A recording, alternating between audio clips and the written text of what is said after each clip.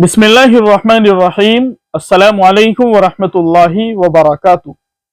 मोहतरम नाज़रीन किराम, ऑल इंडिया मुस्लिम पसंद बोर्ड के नायब सदर डॉक्टर सैयद शाह खुसरू हुसैनी के इंतकाल पर ऑल इंडिया मुस्लिम पसंद बोर्ड ने बड़े सदमे का इजहार किया है और मिल्लत इस्लामिया के लिए डॉक्टर साहिब की वफात को बड़ा नुकसान और खसारा भी बताया है। नाज़रीन किराम, हम आपको बताते चले, कल 7 नवंबर 2024 को सज्जादा नशी और बोर्ड के नायब सदर डॉक्टर सैयद शाह खुसरू हुसैनी का इंतकाल हो गया था।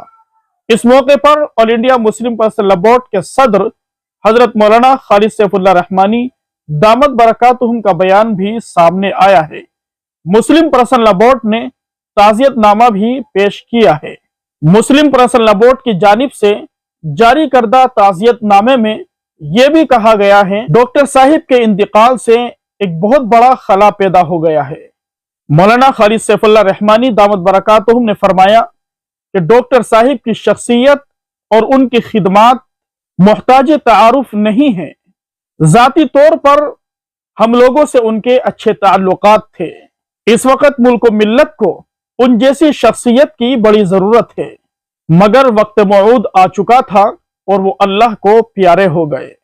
मुस्लिम पर्सनल बोर्ड के जनरल सेक्रेटरी ने कहा कि तालीमी मैदान में उनकी खिदमात को हमेशा याद रखा जाएगा। आपने मिल्लत के नौजवानों की तालीम और तरबियत के लिए अपनी पूरी जिंदगी को वक्फ कर दिया था और बड़ी नेक नामी के साथ उन्होंने अपनी जिंदगी गुजारी। इत्तिहाद मिल्लत के हमेशा दाई रहे और इत्तिहाद मिल्लत के लिए हमेशा सरगर्म रहते थे। अल्लाह ताला उनकी मग़फ़िरत फरमाए, दरजात बुलंद फरमाए, लग़्ज़िशों को माफ़ फरमाए। मोहतरम नाज़रीन किराम, all India Muslim personal board की जानिब से ताज़ियतनामा जो पेश किया गया है, आप उसे स्क्रीन पर भी देख सकते हैं।